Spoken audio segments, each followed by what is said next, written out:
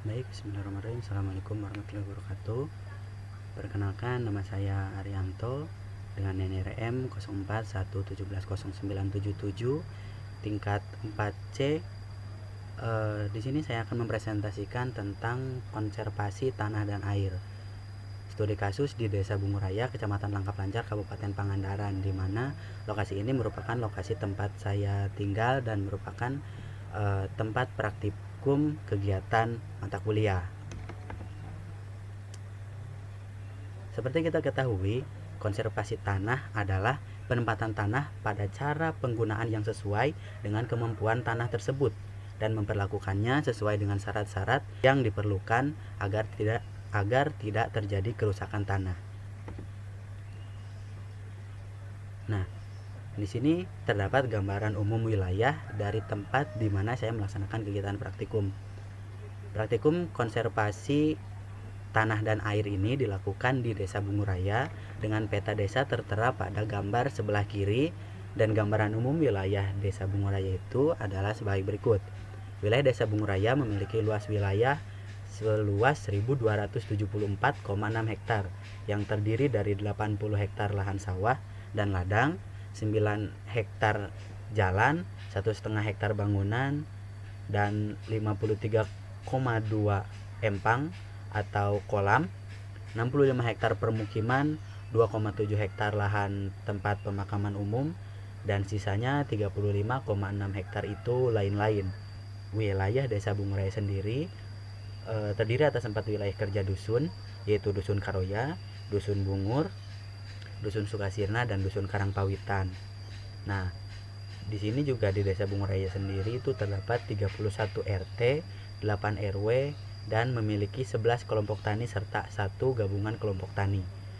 Sementara Desa Bunguraya sendiri berada pada ketinggian menengah, yakni di range antara 450 sampai 800 meter di atas permukaan air laut. Nah, sebelum kita membahas lebih lanjut, kita terlebih dahulu harus mengetahui apa sih dampak positif dari pengolahan tanah.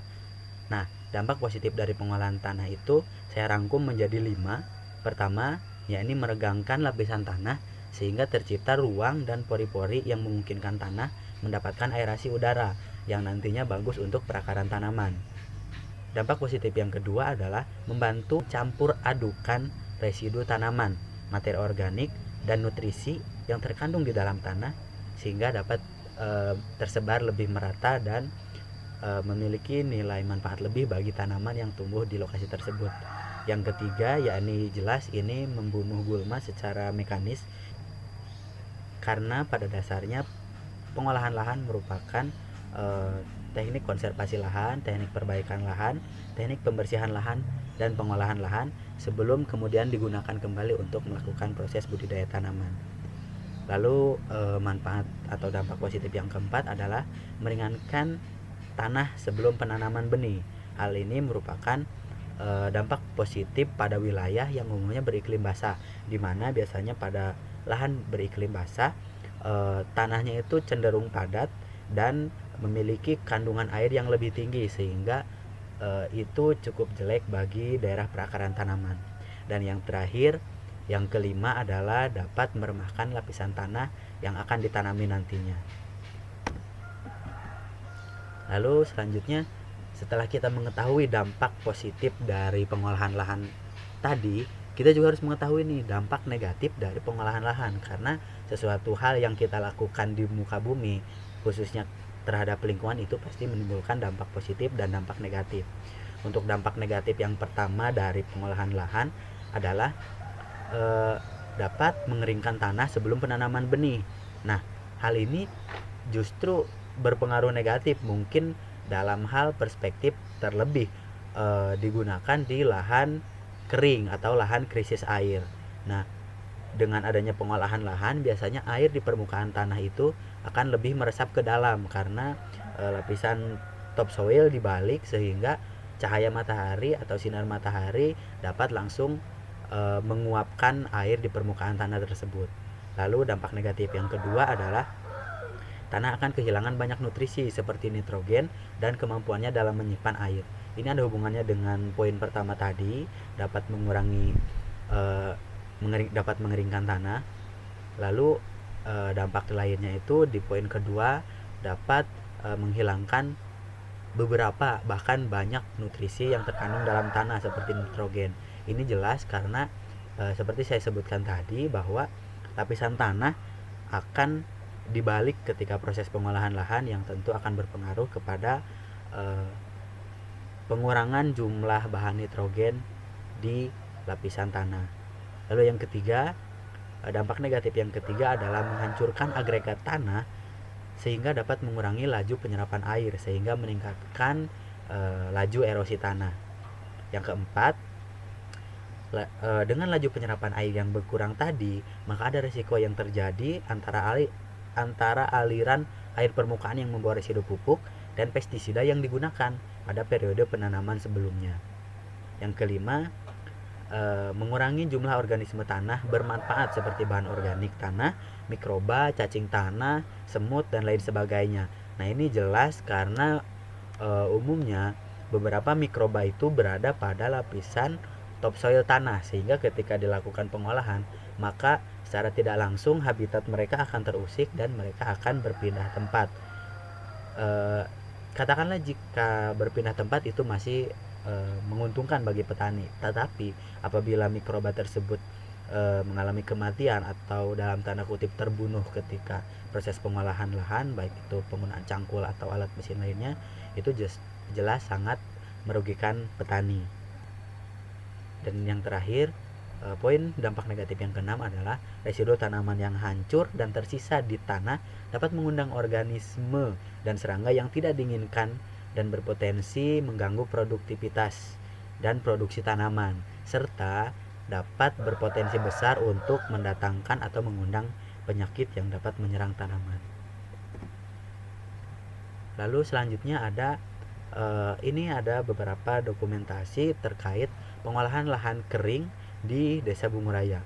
Di foto pertama atau sebelah kiri itu adalah kegiatan penanaman tanaman albasia. Seperti kita ketahui di Desa Bunguraya sendiri ini banyak sekali atau mayoritas warga memiliki kebun, sehingga mereka melakukan penanaman kayu-kayuan sebagai simpanan jangka menengah mereka. Jadi mereka menanam tanaman yang berusia cukup panjang, dalam tanda kutip berusia menengah, tanaman tahunan berusia menengah yang memiliki valuasi yang tinggi seperti tanaman albasia tersebut, di mana tanaman albasia di Desa Bunguraya sendiri khususnya itu memiliki nilai jual yang masih cukup tinggi atau cenderung tinggi. Yang kedua, di lahan kering di Desa Bunguraya juga terdapat beberapa petani yang melakukan penanaman tanaman hortikultura seperti tertera di foto dokumentasi kedua, itu penanaman pohon cabai merah besar atau Capsicum annum, tanaman tatsoi. Kalau di Sunda sendiri, di daerah saya sendiri itu dinamakan tanaman pecai. Dan tidak menutup kemungkinan juga beberapa petani menanam timun, menanam tanaman brokoli dan lain sebagainya, itu tumbuh dengan baik, dengan pertumbuhan yang subur dan menghasilkan produktivitas yang tinggi. Lalu selanjutnya ada pengolahan lahan basah. Nah, tahapan pengolahan lahan basah di sini terbagi menjadi 4 tahapan, yakni pertama sanitasi lahan. Nah, sanitasi lahan ini dilaksanakan untuk membuang sisa tanaman sebelumnya dan membasmi gulma serta memutus siklus hidup dan penyakit yang masih berada di sekitaran lahan. Nah, seperti kita ketahui, tanaman setelah dipanen itu umumnya meninggalkan residu, baik sisa tanaman ataupun benih atau zat-zat yang dapat mengundang kedatangan hama penyakit atau organisme pengganggu tanaman. Nah, sanitasi lahan sendiri difungsikan untuk mengantisipasi hal tersebut. Lalu yang kedua, pencangkulan. Tahapan pencangkulan ini dilakukan untuk membalikan lapisan tanah, di mana lapisan tanah yang dibalik ada tanah lapisan atas dan dibalik berada di lapisan bawah atau ditutupi oleh tanah yang dibalik tadi. Fungsinya ini adalah untuk memutus siklus hidup atau daur hidup dari gulma dan organisme pengganggu tanaman. Nah, pencangkulan sendiri ini dewasa ini sudah tidak dilakukan secara penuh di satu hamparan lahan, tetapi pencangkulan ini hanya dilakukan pada kegiatan pelorakan atau pembuatan saluran irigasi kecil di dekat pematang sawah yang difungsikan untuk memperlancar arus aliran air ketika akan dilakukan kegiatan pembajakan lahan. Nah, pada tahapan yang ketiga yaitu pembajakan lahan. Pembajakan lahan adalah kegiatan yang dilakukan untuk membalikan permukaan tanah pada lapisan yang akan ditanami. Berbeda dengan pencangkulan tadi, karena pencangkulan dewasa ini sudah dalam tanda kutip sudah sedikit dikesampingkan. Pembajakan lahan ini berada pada lokasi yang akan ditanami nantinya, sedangkan pencangkulan itu dilakukan pada daerah pematang atau sekitar pematang sawah. Nah, pembajakan lahan sendiri dilakukan untuk menggemburkan tanah. Pembajakan lahan juga terbagi menjadi dua tahapan, yakni pertama pembalikan tanah menggunakan komplement singkal, itu fungsinya untuk membalik lapisan tanah, dan pembajakan lahan tahap kedua yakni menggunakan komplement garu yang berfungsi untuk menghancurkan dan melembutkan lapisan tanah. Lalu selanjutnya tahapan pencaplakan. Pencaplakan ini merupakan tahapan yang dilakukan untuk memberi tanda pada titik tanam tanaman padi. Pencaplakan ini jarak tanamnya berbeda-beda tergantung jenis tanaman atau pola tanam yang akan dianut, sistem tanam yang akan dianut. Kita ambil contoh untuk sistem tanam tegel atau sistem tanam konvensional itu menggunakan jarak tanam 20 kali 20. Nah, sedangkan untuk jarak tanam pada teknologi budidaya jajar legowo itu dapat dengan menggunakan jarak tanam 15-30 atau 20-40. Lalu berikutnya ada perhitungan biaya pengolahan tanah. Dalam perhitungan biaya pengolahan tanah ini, saya membagi ke dalam dua unit perhitungan, yakni pertama perhitungan terhadap petani sebagai pencangkul. Nah, petani sebagai pencangkul ini saya hitung berdasarkan perhitungan di lapangan pada luasan lahan 1000 meter persegi. Nah, seperti diketahui, tenaga kerja yang dibutuhkan untuk menggarap lahan seluas 1000 meter persegi adalah sebanyak 2 orang hari kerja pria. Nah, pengerjaannya itu dilaksanakan selama 2 hari kerja, dan biaya 1 hari kerja dari petani pria atau hari kerja pria adalah sebesar 50.000. Maka total biaya yang dikeluarkan untuk kegiatan pengolahan lahan bagi petani pencangkul adalah sebesar Rp100.000. Lalu selanjutnya ada perhitungan biaya untuk pengolahan tanah penggunaan traktor. Nah, untuk operator traktor sendiri di Desa Bungu Raya biasanya dilakukan pembayaran secara terpisah dari petani pencangkul. Nah, seperti diketahui, tertera di layar yakni biaya sewa alat dan tenaga kerja untuk luasan lahan sama seperti petani pencangkul tadi, yakni 1000 meter persegi, yaitu sebanyak atau sebesar Rp200.000. Biaya bahan bakar yang diperlukan untuk pengolahan lahan adalah sebesar Rp50.000 dan pengerjaan dilakukan selama 2 hari, sama seperti petani pencangkul. Nah, untuk total biaya sendiri untuk operator sendiri itu didapatkan jumlah sebanyak Rp100.000 yang didapatkan berdasarkan hasil perhitungan 1 hari kerja pria dikali 50.000 dan dikali 2 hari, sehingga menghasilkan Rp100.000. Nah, berdasarkan dua perhitungan tadi, maka dapat disimpulkan bahwa total biaya untuk pengolahan lahan dengan luasan 1000 meter persegi atau 0,1 hektar adalah sebesar Rp450.000. Selanjutnya, dalam tugas praktikum ini terdapat salah satu tugas yang menugaskan mahasiswa atau saya sendiri untuk melakukan ulasan video terkait beberapa judul. Terdapat 3 video dengan judul yang berbeda seperti tertera pada layar. Pertama, yakni pertanian dengan konsep pertanian konservasi. Ini dilakukan di wilayah Nusa Tenggara Timur dan Nusa Tenggara Barat. Lalu yang kedua tentang cara pengolahan lahan gambut, dan yang ketiga yakni budidaya padi organik dengan metode SRI. Video pertama menjelaskan tentang pertanian konservasi itu apa. Nah, pertanian konservasi ini pada awalnya di daerah Nusa Tenggara Timur dan Nusa Tenggara Barat itu dianggap sesuatu yang tidak mungkin untuk diterapkan karena terkesan atau cenderung lebih ribet daripada pertanian konvensional. Nah, sedangkan pada kenyataan setelah beberapa tahun pengaplikasian, 1-2 orang petani melaksanakan dan mayoritas petani belum menerapkan. Nah, waktu itu terjadi kegagalan panen yang cukup tinggi.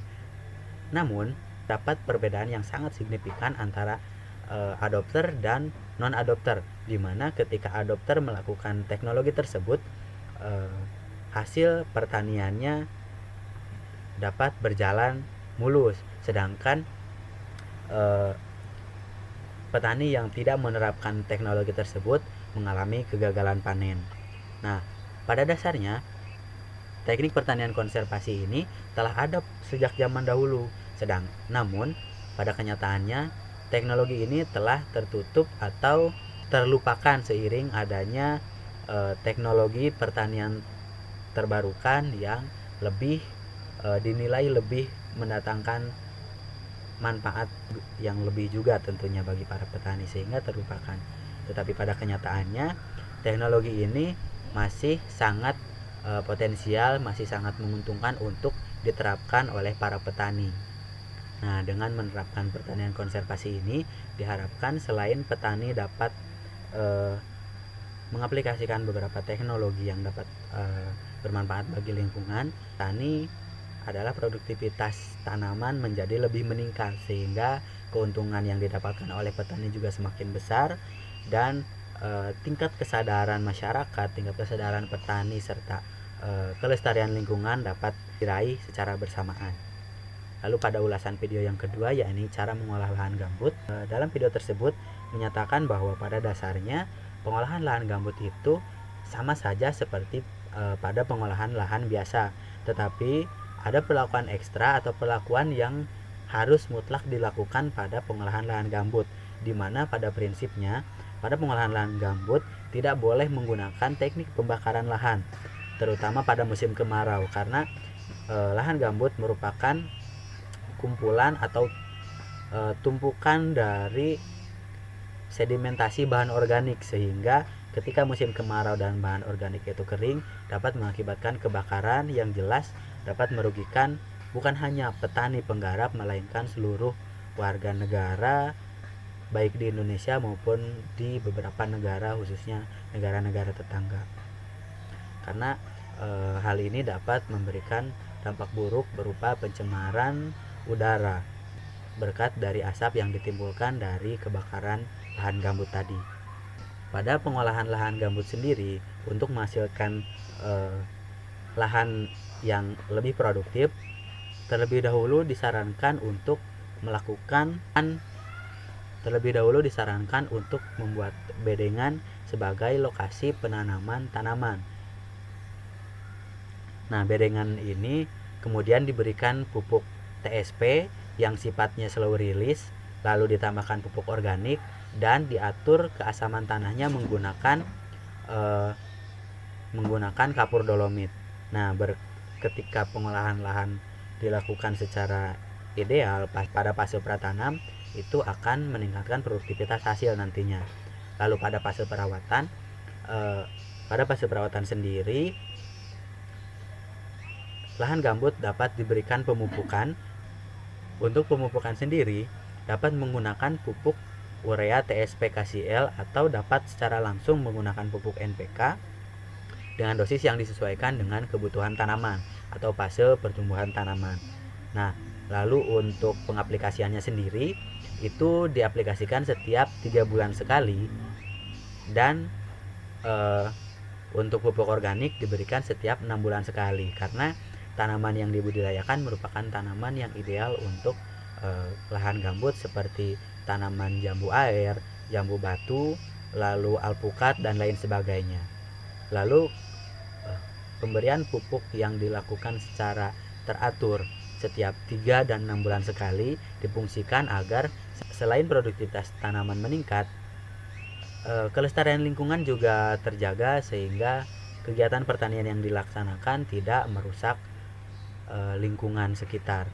Lalu pada video ketiga tentang budidaya padi organik dengan metode SRI atau System Rise of Intensification. Studi kasus pada kegiatan budidaya padi organik ini dilaksanakan di daerah Bali dengan sistem pengairan subaknya yang terkenal sudah tersohor bahkan ke penjuru dunia. Bali sendiri memiliki sistem irigasi yang sangat baik sehingga baik pola tanam maupun pola panen dilaksanakan secara serempak sehingga serangan hama dan penyakit tanaman dapat diminimalisir. Nah, pada sistem terdapat beberapa prinsip yang pada dasarnya penggunaan prinsip budidaya secara organik di mana sudah tidak menggunakan pestisida ataupun pupuk kimia sama sekali sehingga produk yang dipasarkan nantinya dapat bersaing baik dalam skala regional, nasional ataupun internasional. Mungkin cukup sekian pemaparan terkait laporan praktikum konservasi tanah dan air di Desa Bunguraya, Kecamatan Langkap Lancar, Kabupaten Pangandaran. Kurang lebihnya mohon maaf. Terima kasih. Wassalamualaikum warahmatullahi wabarakatuh.